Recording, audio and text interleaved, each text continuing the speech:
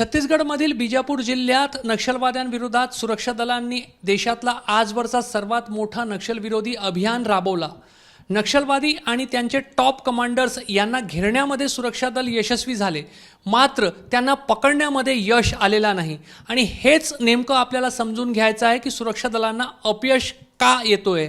आपल्यासोबत नक्षल चळवळीचे आणि नक्षल विरोधी अभियानाचे जे अभ्यासक आहेत अरविंद सोहनी सर आहेत। सर, 11 दिवस झाले आहे मात्र यश मिळत नाही आहे आणि आता तर असं म्हटलं जात आहे सरकारने याला दुजोरा दिलेला नाही, मात्र जे टॉप कमांडर्स ज्यांच्यासाठी तो घेरा त्या ठिकाणी घालण्यात आलेला होता ते तिथून निघून गेले।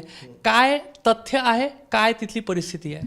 निश्चितपणे एखाद्या ठिकाणी एवढ्या मोठ्या प्रमाणावर जेव्हा नक्षलवाद्यांचा सशस्त्र नक्षलवाद्यांचा जमावडा होतो ते खरं तर 3-4 दिवस झाले तेव्हाच हा अंदाज आलेला होता की ते तिथून निसटून जाण्यात यशस्वी झालेले आहेत किंवा होऊ शकतात।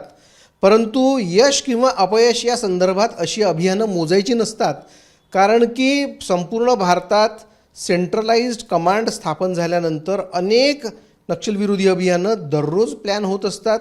त्याच्यातली अनेक प्रत्यक्षात आणली पण जात नाहीत। काही शॉर्ट टर्म असतात, काही मिड टर्म असतात, काही लाँग टर्म असतात। त्याच्यामध्ये विविध प्रकारचे पोलीस फोर्सेस इन्व्हॉल्व असतात, फोर्सची मूवमेंट कमी जास्त होत असते। पण या अभियानाचं वैशिष्ट्य असं की ज्याला 3 राज्यांचं ट्राय जंक्शन म्हणतो, ते मोठी पहाडी, एका बाजूला गोदावरी नदी, अतिशय दुर्गम प्रदेश, जंगलातला प्रदेश आणि आजूबाजूची सगळी नक्षलवाद्यांनी स्वतःची म्हणावी अशी गावं, अशा ठिकाणी मोठ्या प्रमाणात फोर्स तिन्ही राज्यातला एकत्र करून हे अभियान राबवण्याचा प्रयत्न झाला। आपण आता प्रत्यक्ष कम्प्युटरच्या स्क्रीनवर पाहू की हा भाग कुठला आहे नक्की आणि कशा प्रकारचा भाग आहे। इथे जे आपण पाहतोय असरअल्ली म्हणजे गडचिरोली जिल्ह्यातला दक्षिण टोकाचं अगदी टोकावरचं गाव। इथे ही नदी आपल्याला दिसते आहे, त्या नदीपासचं हे गाव आहे। इथून पलीकडे एका बाजूला आहे छत्तीसगड, आपल्याला इथे हा बिजापूर हे जिल्ह्याचं ठिकाण दिसतंय दूरवर, आणि इथून खालच्या बाजूला दिसतोय हा तेलंगणा। ही इथे गोदावरी नदी वाहते आहे आणि गोदावरी नदीच्या पलीकडच्या भागात ही जी टेकडी आहे, ज्या टेकडीची सातत्याने चर्चा होत गेली, ही 75 किलोमीटर लांबीची टेकडी आहे आणि हिची तुम्ही रुंदी पाहाल तर एक अंदाजे 200 स्क्वेअर किलोमीटरचा हा परिसर आहे। याच परिसरात हिडमा, जो आज टॉपचा सेंट्रल कमिटीचा मेंबर आहे आणि त्यांच्या लष्करी कारवायांचा पूर्ण कंट्रोल करतो, तो हिडमा तेलंगणा राज्य समितीचे सचिव आणि इतर बरेच मोठे नक्षली नेते जवळपास 800 ते 1000 या सशस्त्र नक्षलवाद्यांच्या संख्येसोबत आहेत। ही खबर अनेकदा मिळतच असते, परंतु खबर मिळाल्यानंतर ज्याला आपण ॲक्शनेबल इंटेलिजन्स म्हणतो, म्हणजे असं इंटेलिजन्स की ज्याच्यावर ॲक्शन घेता येईल, तर आपण हा विचार करू की दूरदूरून फोर्सेसची मूवमेंट करावी लागली। फोर्सची मूवमेंट गडचिरोलीतून या दिशेने झाली, बिजापूर जिल्ह्यातल्या वेगवेगळ्या पोलीस ठाणे CRPF कॅम्पमधून या दिशेने इकडून झाली। त्याचप्रमाणे तेलंगणातल्या सीमावर्ती भागातल्या पोलिसांची सुद्धा, म्हणजे खास करून CRPFची मूवमेंट या बाजूनी झाली। परंतु हा जर आवाका आपण पाहिला तर हा प्रचंड मोठा आवाका दिसतो। या बाजूला इकडे जर आपण गेलं तर ओरिसाचा भाग आहे, तो थोडा दूर अंतरावर गेल्यावर।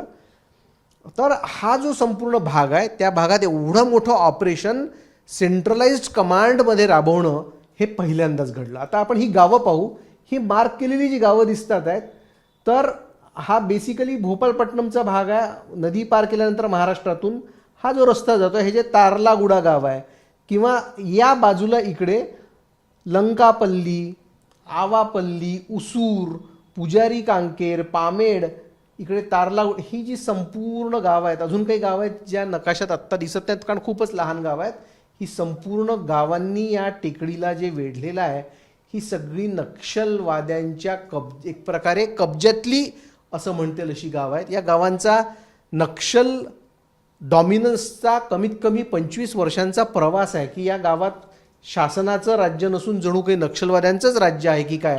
अजूनही त्यांचीच दहशत आहे आणि त्या दहशतीच्या जोरावर त्यांचीच चलतीये त्या गावांना, अजूनही त्यांचीच। इथे जवळच एक हे जे गाव दिसतंय आपल्याला पुवर्ती नावाचं, ते हिडमाचं गाव आहे। या गावामध्ये त्या नक्षलवाद्यांचाच आजच्या तारखेला सुद्धा वर्चस्व आहे। इथे कॅम्प्स निघालेले असताना सुद्धा CRPFचे कॅम्प्स आता या सगळ्या भागात निघालेले आहेत, तरी पण अजून बराच वेळ लागणार आहे, कारण की वरचष्मा नक्षलवाद्यांचा आहे. त्यामुळे त्यांचं पळून जाणं सुद्धा एक प्रकारे सोपं होतं, कारण स्थानिक मदत हा त्यांच्या दृष्टीने खूप मोठा प्लस पॉईंट आहे. आता आपण एकदा परत पाहू की इथे नदी पार केली, आपण ज्याला जिओग्राफिकल आस्पेक्टनी पाहू, नदी पार केली की एका सुरक्षित अशा प्रकारच्या दिशेने आपण जातो. कारण की या संपूर्ण प्रकरणात तेलंगणा राज्यामध्ये जी काही खळबळ माजली आणि राजकीय नेत्यांनी, मोठ्या नेत्यांनी जी कमेंट्स केली की शांती वार्ता करा, दुसरीकडे त्यांचा एक जबाबदार अधिकारी विकल्प पत्रकं काढतोय की ताबडतोब शांती वार्ता करा, त्यामुळे मोठ्या प्रमाणात मोठ्या दर्जाचे नक्षली इथे जमले हे तर सिद्ध होतं. परंतु या तेलंगणातल्या ज्या सगळ्या बातम्या आल्या, अचानक काही नक्षल समर्थक बुद्धिवादी जागृत झाले, त्यांच्या हालचाली सुरू झाल्या, त्या सगळ्या गोष्टींमुळे सुद्धा एकंदर खीळ बसली या संपूर्ण कॅम्पेनला. तर तेलंगणाच्या बाजूने सहकार्य पूर्ण स्वरूपात मिळाला नाही असंही म्हटलं जात आहे. आणि तेलंगणामध्ये मुख्य जो विरोधी पक्ष आहे त्याचे जे नेते आहे, पूर्व मुख्यमंत्री KCR, त्यांनी तर स्पष्ट सांगितलं की ऑपरेशन थांबवलं पाहिजे. सत्ताधारी जो पक्ष आहे त्यांच्या नेत्यांची पण भूमिका त्या संदर्भात थोडीशी वेगळी राहिली आणि त्यामुळे तेलंगणामधून सहकार्य मिळाला नाही हा जो एक आरोप होतोय तो ऑपरेशन अपयशी ठरण्यामागे कितपत कारणीभूत ठरू शकतो? नाही, एवढ्या मोठ्या पहाडीला घेरणं अशक्य आहे. पहिली गोष्ट, पळून जाण्याच्या वाटा, स्थानिक सप्लाय चेन, स्थानिक सपोर्ट हा एक खूप मोठा भाग आहे. पण या ऑपरेशनच्या निमित्ताने एक गोष्ट खूप स्पष्टपणे समोर आली आहे की तेलंगणामध्ये लष्करी माओवादी नाही आहेत, शस्त्र असलेले माओवादी नाही आहेत, पण मुळात हा तेलंगणातलाच विचार हा छत्तीसगडमध्ये पोहोचलेला आहे. त्याच्यामुळे आजही नक्षलवाद्यांच्या त्या विचाराच्या प्रभावात असलेल्या मोठ्या मतपेढ्या तेलंगणामध्ये आहेत आणि या मतपेढ्या दुखावू नये म्हणून एक प्रकारे या नेत्यांनी हे स्टेटमेंट्स मतांचं राजकारण डोळ्यासमोर ठेवून केलेले आहेत. प्रत्यक्ष जमिनीवर त्याचा परिणाम व्हायला वेळ लागतो. नक्षलवाद्यांचे मोठे नेते निसटून जाऊ शकले याचं कारण की ही जी भौगोलिक परिस्थिती आहे ही काही सैन्य दलांच्या, पोलिसांच्या बाजूनी नव्हती, हे आपल्याला इथे लक्षात घ्यायला हवं. तर आता या ठिकाणी अजूनही हे जे गाव आहेत, तारलागुडा आहे, लंकापल्ली आहे, आवापल्ली आहे, उसूर आहे, पुंजारी काकेर आहे, पामेड आहे, या सर्व गावांमध्ये अजूनही जर नक्षलवाद्यांची चलती आहे, त्यांचा डॉमिनन्स आहे, तर अजूनही स्वतंत्र भारतामध्ये हा जो संपूर्ण भाग आहे तो पूर्णपणे तिथे विकास पोचलेला नाही, प्रशासन पोचलेला नाही, प्रशासनाचं नियंत्रण नाही हे म्हणता येईल. विकास पोचवण्याचे खूप प्रयत्न सुरू आहेत. हा विकासाचा प्रश्न नाही आहे. या प्रत्येक गावांमधनं नक्षलमध्ये 10-10, 20-20 लोकांची भरती झालेली आहे. त्यांचे रक्तसंबंधातले लोक या सगळ्या गावांमध्ये तिथे आहेत. तिथे जुन्या काळात आपण ऐतिहासिक दृष्टीने पाहिलं तर आजच्या 20 वर्षाआधी सलवा जुडूम नावाचं जे प्रकरण झालेलं होतं, त्या सलवा जुडूमच्या प्रकरणामध्ये प्रत्येक गावात शांती यात्रा जाऊन लोकांना आवाहन करण्यात आलं की नक्षलवाद सोडून द्या. आयडेंटिफाईड लोक होते की नक्षल समर्थक कोण आहेत गावातले. हे सगळं झालं, त्याच्यात हिंसाचार भडकला. या सगळ्या गावांमध्ये जी काही हिंसा झाली त्याचे रिपोर्ट सुप्रीम कोर्टाला सुद्धा फाईल झालेले आहे. हे सगळं झाल्यानंतर तिथे कॅम्प बसवले. त्याच्यानंतरही आजही या गावांवर नक्षलवाद्यांचा वर्चस्व आहे. आजही या गावांच्या आजूबाजूला तुम्हाला नक्षलवाद्यांच्या आधिपत्याखाली झालेली सामूहिक शेतीसुद्धा सापडू शकेल आहे.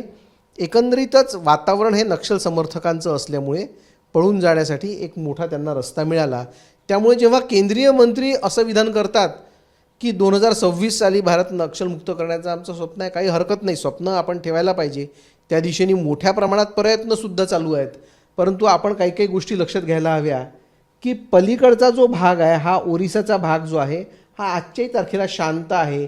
या भागात प्रचंड मोठी जंगलं, दऱ्या खोऱ्या, मोठी धरणं आहेत.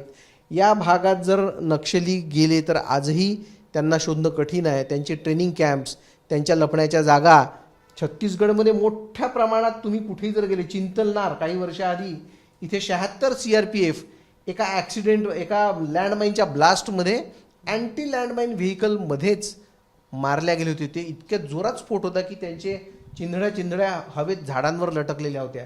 परंतु आज या संपूर्ण भागामध्ये डॉमिनन्स शासनाचं, प्रशासनाचं आणि विकासात्मक कामांचं झालेलं आहे. परंतु काही भाग असतो की जो अनेक प्रयत्न करूनही विकसित होत नाही. तिथे विकास करण्याची सुद्धा आणि सुरक्षा देण्याचे सुद्धा प्रयत्न सुरू आहेत.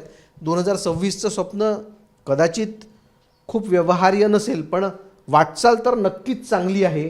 आणि अशा प्रकारचे जर मोठे मोठे कॅम्पेन चालले तर निश्चितच एक त्यांच्या पाठीत एवढा मोठा वार बसेल नक्षलवाद्यांच्या की निश्चितच ते हतप्रभ होतील, यात काही शंका नाही. करेगुट्टाचा हा जो ऑपरेशन आपला पूर्ण यश प्राप्त करू शकला नाही, तो केंद्रीय गृहमंत्री अमित शहा यांचा 31 मार्च 2026ला भारत नक्षलमुक्त करू या घोषणेला हादरा देणारा ठरलाय. नाही, असं एखादं ऑपरेशन यशस्वी किंवा अपयशी होत नसतं. मी सुरुवातीलाच सांगितलं की असे अनेक अभियानं चालतात. आता यावेळी 8-10 हजाराचा फोर्स एकत्र आला म्हणून, पण 1000-2000 फोर्स एकत्र आला असे सुद्धा अनेक अभियानं चालतात की आम्ही तिथे पोचलो आणि त्यावेळी नक्षलवाद्यांचा स्वयंपाक गरम होता पण नक्षलवादी पसार झालेले होते. अशा अनेक अभियानांचा शेवट होतो.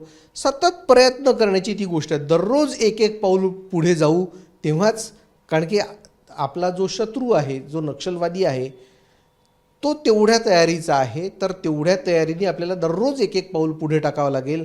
अशाच मानसिकतेने ही अभियानं चालवावी लागतात. आणि पॉलिटिकल घोषणा, वेगवेगळ्या पक्षांचे नेते काय म्हणतात याच्या पलीकडे जाऊन सुरक्षा दलं काय म्हणतात आणि विकास किती पोचतो याच्यावरच हे सगळं अवलंबून असतं. आता करेगुट्टाच्या या संपूर्ण भागामध्ये जे संपूर्ण नक्षल डॉमिनेन्स असलेले गावं आहेत, त्यांच्यामध्ये असलेल्या या भागामध्ये जेव्हा सुरक्षा दल पोहोचले, येणाऱ्या काळामध्ये तिथे एक कायमस्वरूपी कॅम्प निर्माण केला जाईल. या ऑपरेशन नंतर तिथे स्थिती बदलायला सुरुवात होईल. कॅम्प बऱ्याच प्रमाणात आहेत आणि अजून बरेच कॅम्प निर्माण करायचेही आहेत. ते होतीलच आहे यथावकाश. आणि परिस्थिती खूप वेगाने बदलते आहे. आज हा जो रस्ता आहे, असरली हा जो भोपालपट्टणम टू बिजापूर रस्ता आहे, हा नॅशनल हायवे आहे. हा मातीचा पाहिला होता आम्ही. हा 2005 साली मुरुमाचा रस्ता होता. हा मुरुमाचा रस्ता होता. आज तुम्ही तिथे 150च्या स्पीडनी गाडी चालवू शकता. बदल होतात, बदल वेगाने होतात आहेत आणि एक पुढच्या 4-5 वर्षात निश्चितपणेच नक्षली हतप्रभ होतील असा आम्हाला नक्कीच विश्वास आहे. एक अखेरचा प्रश्न, जेव्हा गडचिरोलीच्या दक्षिण टोकावर आणि संपूर्ण हा अबुजमाडचा जो भाग आहे, या भागामध्ये नक्षल चळवळ खूप जोरात होती. त्याच्यानंतर गेल्या काही वर्षात असं म्हटलं जात होतं की MMC झोन म्हणजेच मध्य प्रदेशच्या दक्षिणी टोकचा जो भाग आहे त्या भागाकडे नक्षलवादी सरकले आहे.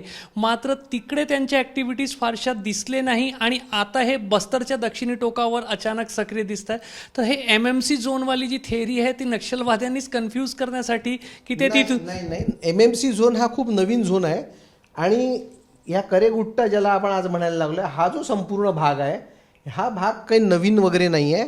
हा भाग 20-25 वर्षांपासून त्यांचा भाग आहे, त्यांच्या ताब्यातला भाग आहे. इथल्या गावाची नस त्यांना माहिती आहे. त्यामुळे अशी अनेक अभियानं याच्या आधीसुद्धा छोट्या प्रमाणात झाली असतील. आता ती मोठ्या प्रमाणात आणि केंद्रातून कोऑर्डिनेशन होऊन गृहमंत्रालयाच्या डायरेक्ट मॉनिटरिंगमध्ये होतात आहेत. हा कोऑर्डिनेशनचं एक स्वरूप आपण पहिल्यांदा पाहू शकलो की अशा प्रकारे अभियान चालवलं जाऊ शकतं, ज्यामुळे नक्षलवाद्यांना निश्चित भयानक भीती वाटलेली आहे. तर करेगुट्टामध्ये जो एक ऐतिहासिक ऑपरेशन सुरक्षा दलांनी राबवला, अजूनही तो ऑपरेशन सुरू आहे. मात्र त्या ऑपरेशनच्या माध्यमातून जो एक अपेक्षित यश होता, म्हणजेच हिडमासारखे जे टॉपचे नक्षल कमांडर्स आहेत आणि इतर अनेक मोठे नक्षलवाद्यांच्या केंद्रीय समितीचे जे मेंबर्स त्या ठिकाणी होते, त्यांना पकडण्यामध्ये यश येईल, त्यांना नामोहरम करण्यामध्ये यश येईल, ही जी अपेक्षा होती ती कुठंतरी पूर्ण झालेली दिसत नाही आहे. आणि त्यामुळे असं म्हटलं जात आहे की या ऑपरेशनला हादरा बसलेला आहे. मात्र आपल्याला अरविंद सोहनी सरांनी त्या संपूर्ण भागातली भौगोलिक परिस्थिती कशी आहे आणि त्यामुळे जो काही ज्याला आपण अपयश म्हणतोय तो का आपल्या पदरात पडला आहे हे अगदी सविस्तर समजावून सांगितलेलं आहे. मात्र येणाऱ्या काळामध्ये सुरक्षा दलांच्या या सततच्या प्रयत्नांना कधी ना कधी नक्कीच यश येईल. कॅमेरामॅन अतुल हिरडेसह रजत वसिष्ठ, ABP माझा, नागपूर. ABP माझा, उघडा डोळे बघा नीट.